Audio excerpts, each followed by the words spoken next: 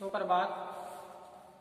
BA part third Hindi साहित्य आधुनिक काव्य में हम जयशंकर प्रसाद की रचना पेशोला की प्रतिध्वनि कल हम पढ़ रहे थे। आज फिर हम पेशोला की प्रतिध्वनि इनके बचे हुए अंश आज हम अध्ययन करेंगे। प्रसंग व्याख्या। तो मैं आशा करता हूँ कि आप सभी मेरे साथ कदम दर कदम मिलाकर चल रहे होंगे, साथ साथ में अपने रजिस्टर पर अंकित कर रहे होंगे, लिख रहे होंगे। आप भाई लिखोगे तो सुख पाओगे, साथ साथ में पढ़ोगे तो, क्योंकि समय कीमती है, समय जा रहा है। अब बार बार यही कहा जाता है कि घर पर रहो, सुरक्षित रहो। तो घर पर रहो, सुरक्षित रहो, साथ में पढ़ते रहो। पढ़ोगे, बैठोगे, सुख पाओगे। सदैव एक ही आपको मैं ये मोटिवेट करता रहता हूँ कि आप लगे रहो, सार्थक कार्य में लगे रहो, तो अपनी जो मंजिल है वो उस मंजिल तक हम पहुँच पाते हैं। तो पेशोला की प्रतिध्वनि हम अध्ययन कर रहे हैं। इससे पहले जितनी भी रचनाएं पर प्रकाश डाला, प्रसंग हमने व्याख्या की है, तो आपको पूर्ण रूप से वो याद होनी चाहिए। मैं कोई पंक्ति जो मुख्य होती है, मुख्य पंक्तियों पे बार बार बल दिया जाता है, उस बात को बार बार दोहराया जाता है, तो वो बात अपने रजिस्टर में लिख लें, साथ में वो बात याद भी कर लें। तो आने वाले एग्जाम में जब अपने कोई पंक्तियाँ लिखनी हो, प्रश्न लिखना हो, तो आसान बना रहेगा। कितनी अच्छी कविता थी सच्चिदानंद हीरानंद वात्स्यन अज्ञे की असाध्य वीणा। जो असाध्य थी उसको भी आपने हमने प्रयास करके उसको क्या किया, साध्य बना दिया। प्रियमिंद ने कितने साधना के साथ उसको साध्य किया था। जब आप जुड़े रहे, काफ़ी लंबी वो कविता थी, एक पौराणिक कथा के आधार पर जुड़े रहे, तो अपने वो पूर्ण हुई। जो भी रचनाएं हैं समय लगता है, लेकिन हमें वो पूर्ण रूप से याद होनी चाहिए, तो कार्य अपना क्या है, सार्थक है। लगे रहो, सार्थक कार्य में लगे रहो। तो चले, जयशंकर प्रसाद की रचना है। जयशंकर प्रसाद की रचना पढ़ रहे थे। जयशंकर प्रसाद की रचना थी पेशोला की प्रतिध्वनि। कौन सी थी? पेशोला की प्रतिध्वनि। ये जो प्रतिध्वनि है, ये प्रतिध्वनि महाराणा प्रताप का ओज ईश्वर है कि महाराणा प्रताप के चले जाने के बाद में आज भी पेशोला जो झील है, पेशोला झील में आज भी उनका गूंज व्याप्त है। लेकिन वो गूंज कौन स्वीकार करेगा, कौन मातृभूमि की रक्षा करने के लिए वो बीड़ा उठाएगा, वो कंधों पर भार लेगा, और उस भार को लेते हुए, सहन करते हुए अपने पथ से विचलित नहीं होगा। पहले बताया कि आज वो जो गूंज, तूर्य की गूंज, नगाड़ा, मर्दंग, आज वो सुनाई नहीं दे रहा है। वहाँ पे नगाड़ा, तूर्य की जो वाद्य यंत्र होता था, जिस प्रकार से कि युद्ध भूमि में जाने से पहले एक नगाड़े से आवाज की जाती थी, युद्ध शुरू किया जाता था, वो आज वहाँ पे सब शांत है। और पेशोला झील के किनारे खड़े हुए जितने भी पेड़ है, वो शांत खड़े हुए अपनी छाया किस पे डाल रहे हैं, उस झील में सब शांत खड़े हैं। वहाँ पर जो झोंपड़े खड़े हैं, राजपूती शिल्प के जो अवशेष चिन्ह है, वो अवसाद से खड़े हैं। एक क्या बताया, एक उदासी भाव लिए हुए वहाँ पे विराजमान है। वहाँ का वातावरण हमारे सामने कवि जयशंकर प्रसाद ने उपस्थित किया। अब आगे चलें। प्रसाद जी पेशोला की प्रतिध्वनि में हमें आगे क्या बताना चाहते हैं, तो प्रसंग व्याख्या में आगे चलें। क्या बताया है देखो। देखो साथ साथ में कि कौन लेगा बाहर, यह है कौन लेगा बाहर, यह है कौन विचलेगा नहीं,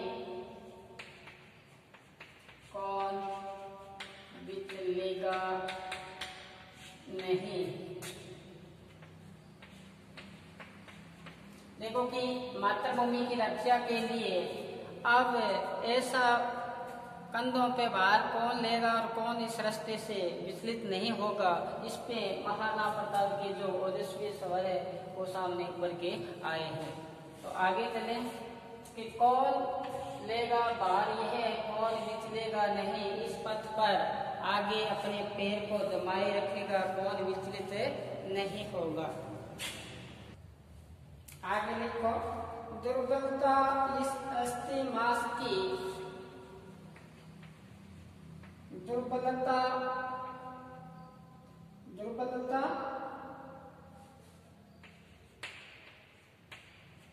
दुर्बलता इस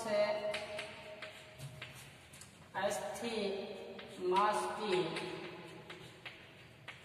अस्थि मास की ठोकर लोहे से, ठोकर लोहे से, ठोकर लोहे से परख कर वज्र से, परख कर वज्र से प्रयोग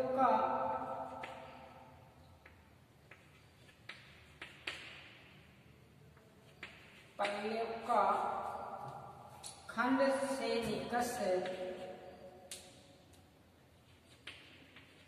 खंड से निकस, खंड से निकस पर कस कर, कस कर। आगे देखो, अस्थि चूर्ण, अस्थि चूर्ण, चूर्ण अस्थि पुंज सा हंसेगा, सा हंसेगा, पुंज सा हंसेगा अट्ठास कौन,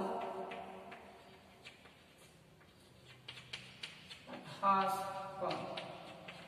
एक बार इतना कि कौन लेगा यह भार अपने कंधों पे, स्वतंत्रता रूपी भार या स्वाधीनता का भार कौन लेगा कि मातृभूमि की रक्षा करने के लिए, उनकी गौरव की रक्षा करने के लिए अपने कंधों पर ऐसा भार कौन उठाएगा अपनी प्रतिज्ञा से, जो बिल्कुल ही क्या नहीं होगा, विचलित नहीं होगा।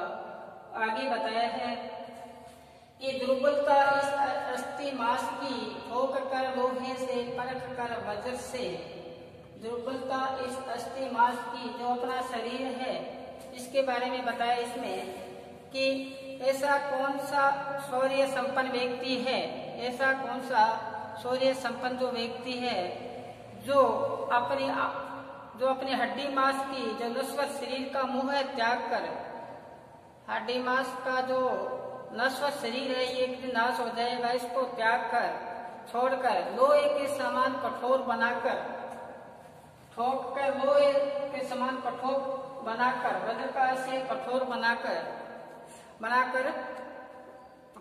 जो महाराणा प्रताप की जो प्रतिज्ञा है उसका क्या करे, पालन करे। ऐसा कौन सा व्यक्ति होगा, पहले तो ये बता दिया कि इस रास्ते पे कौन विचलित नहीं होगा, और दोबारा फिर बताया कि दुर्बलता इस अस्थि मास की अपने शरीर से मुंह त्याग कर, क्योंकि शरीर हड्डी और मांस का बना हुआ है, इससे मुंह त्याग कर इसको लोहे के समान क्या बना के, वज्र कठोर बनाकर लोहे के समान कसकर महाराणा प्रताप की जो प्रतिज्ञा है उस प्रतिज्ञा पर पूर्ण रूप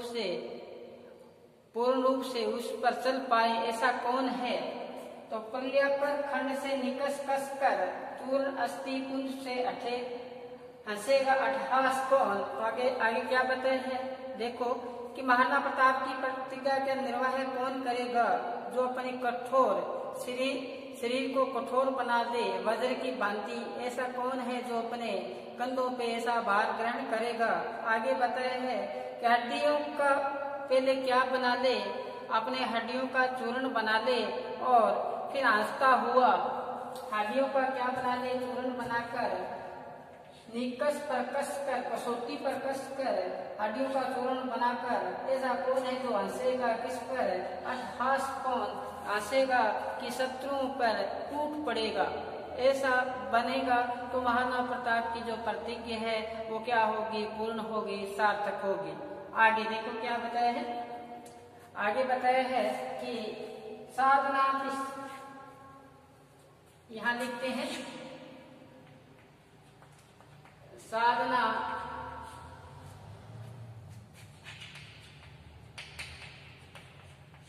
पिशाचों की चूर चूर होके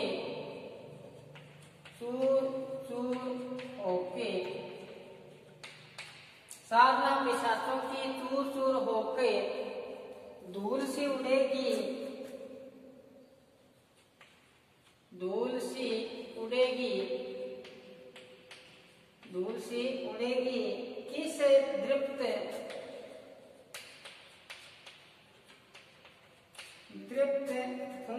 फुटकार से,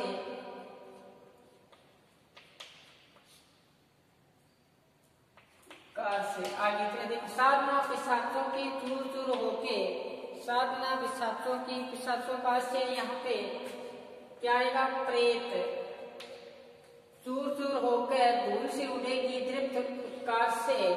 तो क्या कहते हैं, फुटकार का से फूंक मारना। कवि बताना चाहता है ऐसा कौन सा व्यक्ति है जो विदेशी जो शासक रूपी प्रेत है, ऐसा कौन सा व्यक्ति है जो अपने कंधों पर ऐसा भार उठाएगा, जो विदेशी शासक रूपी क्या है, प्रेत है, उसकी दुष्ट साधना को क्या कर दे, नष्ट कर दे। और आगे बताया है कि अपनी तेज फुंकार से धूल की तरह उसे उड़ाकर फेंक दे। कि ऐसा दृढ़ संकल्प होना चाहिए कि ऐसी साधना है जो विदेशी शासकों की है, वो शासक प्रेत रूपी जो शासक है उनको क्या कर दो, चूर चूर कर दो, उनका जो भी है धूल के समान फूंक मारकर उनकी साधना को क्या कर दो, फूंक मारकर उड़ा दो। ऐसी साधना कौन करेगा, ऐसा कंधे पे भार कौन उठाएगा।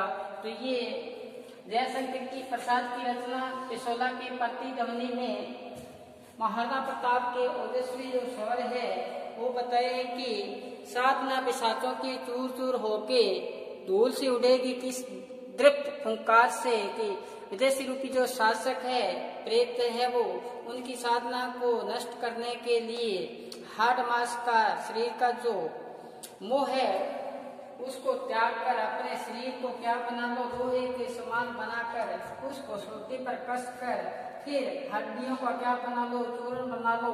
ऐसा चूर्ण बनाकर हंसो इस पे अट्ठास, यदि शत्रुओं पर टूट पड़ो। जो साधना है विदेशी रूपी प्रेतों की जो साधना है उसको क्या कर दो, चूर चूर कर दो। उनकी साधना को, धूल की साधना को फूंक मार कर क्या कर दो, वहां से उड़ा दो। ऐसा ओजस्वी स्वर वहाँ पिछोला की प्रतिध्वनि में गूंज रहा है। ऐसा कौन सा व्यक्ति है जो ऐसा कंधों पे भार लेगा, कौन लेगा भार, ये है कौन विचलेगा नहीं, और अपने रास्ते पे आगे कौन नहीं विचलित होगा। आगे लिखते हैं हम, आप साथ साथ में उतारते जाएं। आगे जगह लिखो आप कि कौन लेगा बाहर, ये है कौन लेगा बाहर, ये है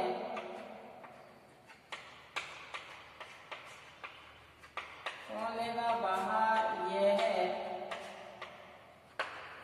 जीवित है कौन, कौन लेगा बाहर, ये है जीवित है कौन, जीवित है कौन। महाराणा प्रताप का जो प्रतिज्ञा रूपी जो भार है वो कौन लेगा आज, और इस कंधे पर जो भार उठाने के लिए जीवित है कौन, कवि कहते हैं आगे कि सांस चलती है किसकी, सांस चलती है किसकी, सांस चलती है किसकी, कहता है कौन ऊंची छाती कर, कहता है कौन, कहता है कौन ऊंची छाती कर, ऊंची छाती कर, मैं मेवाड़ हूँ, मैं छाती कर, मैं हूँ, मैं हूँ, मैं हूँ, मैं हूँ मेवाड़ में, मैं हूँ मेवाड़ में। कहते कौन लेगा बाल, ये है जीवित कौन है, ऐसा कौन है जो जीवित है, ऐसा बाल कौन उठाएगा उस प्रतिज्ञा रूपी, किसकी सांस चलती है, कौन कहता है आज कि मेरी छाती ऊंची है, मैं गर्व में हूँ, आज मैं किसमें हूँ, मेवाड़ में हूँ, ऐसा कौन कहता है। आगे देखो, अरावली श्रृंसा, अरावली श्रृंसा, अरावली श्रृंसा समुन्नत,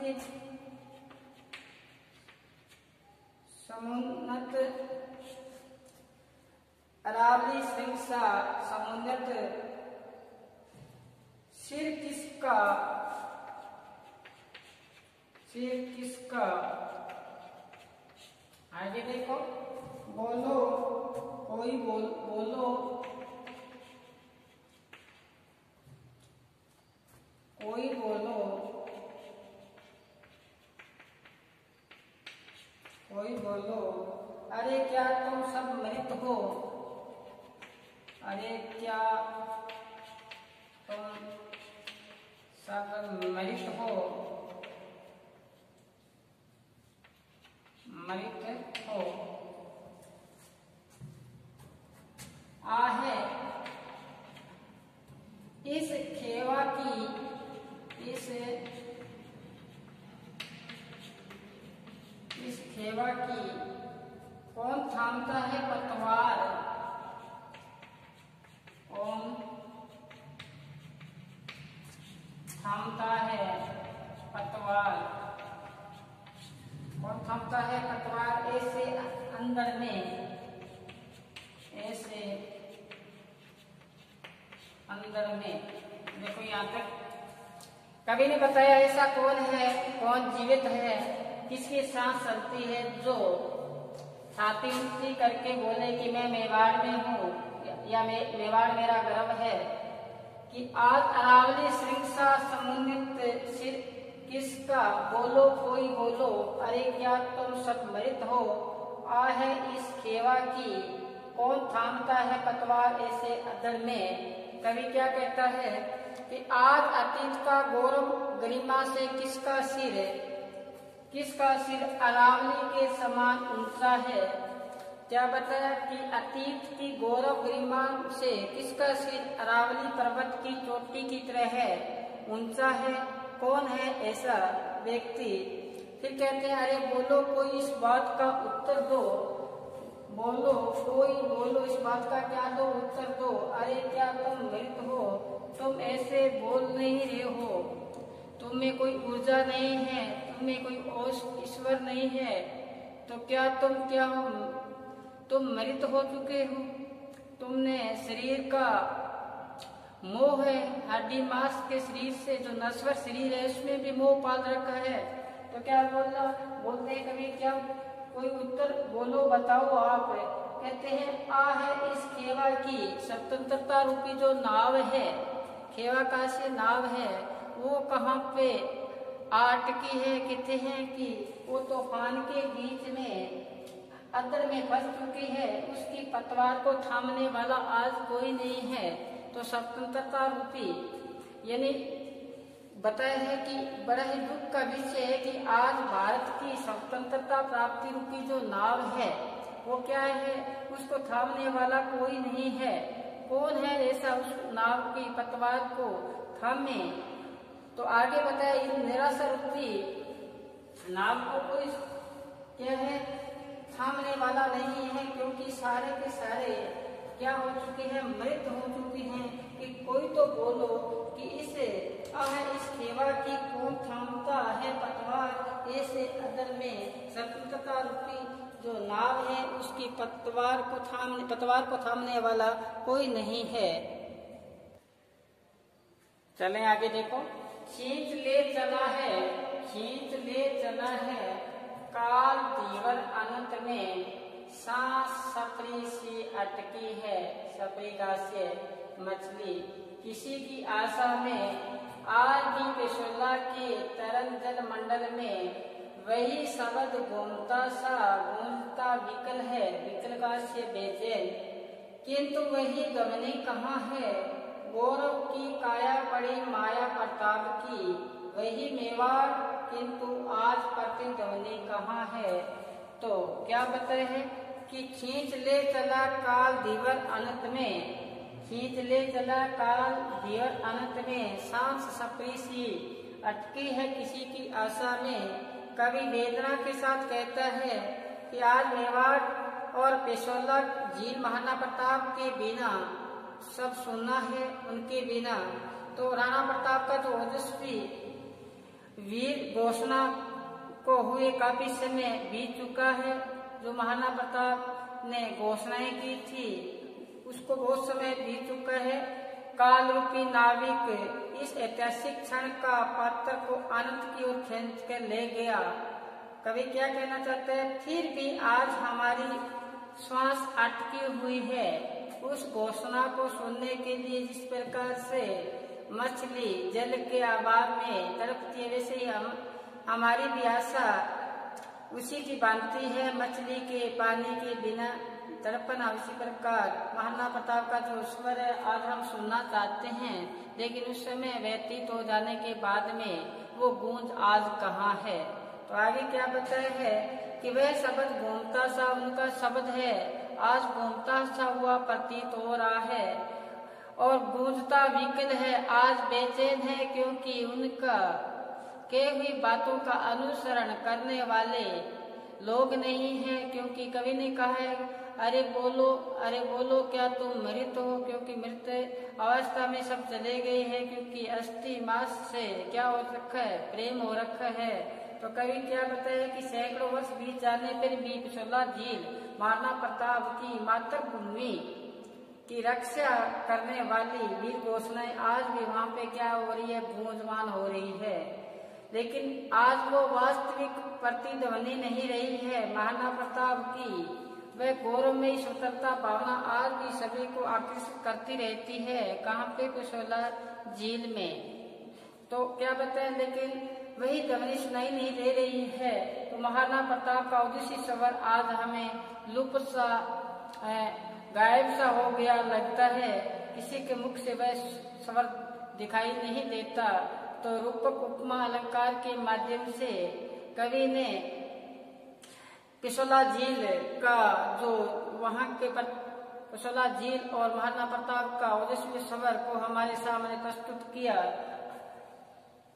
खींच ले चला है काल भीतर में, व्याख्या इस प्रकार से पूछी जाएगी बीच में से, तो अच्छी तरह से इसको याद कर लेना। पेशोला की प्रतिध्वनि ये इसी के साथ अपना पूर्ण होता है। इसके बाद में जब हम यानी कि दूसरी रचना पढ़ेंगे, ले चल मेरे नाविक बुलावा देकर, कल इस पर हम प्रकाश डालेंगे। तब तक आप घर पर रहें, सुरक्षित रहें और साथ में पढ़ते रहें और साथ में जो समझ में न आए उस वीडियो को बार बार आप देखते रहें।